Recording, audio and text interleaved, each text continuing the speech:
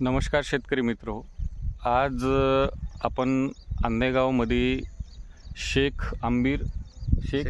खुनशा यांच्या शेतामध्ये आलेलो आहोत. तर आपण यांना कूपनमार्फत आपल्या एशियन कंपनीच्या पांढऱ्या फुलाची जी व्हेरायटी आहे कृषी गोल्ड 151 हे 2 बॅग दिल्या होत्या. शेतकऱ्याचं कूपन होतं आपल्याकडं, त्यांना बॉटल पण दिलेली आहे आपण. तर चला जाणून घेऊया, ऐकून घेऊया त्यांच्या या व्हेरायटीबद्दल काय वाटते त्यांना. तर नमस्कार दादा. नमस्कार.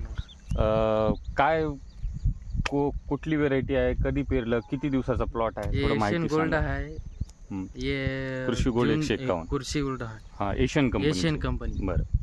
बरं, जूनच्या 22 ला पेरले आपण.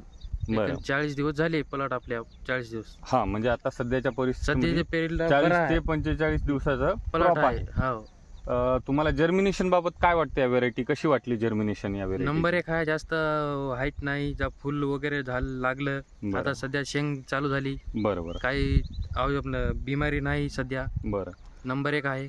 क्वालिटी नंबर 1 आहे. बरं, आपण आपल्याला सांगितलं होतं की हे पांढऱ्या फुलाची व्हेरायटी आहे, तर आहे का? पांढऱ्या फुलाची व्हेरायटी आहे. नंबर 1 फुल आहे याला.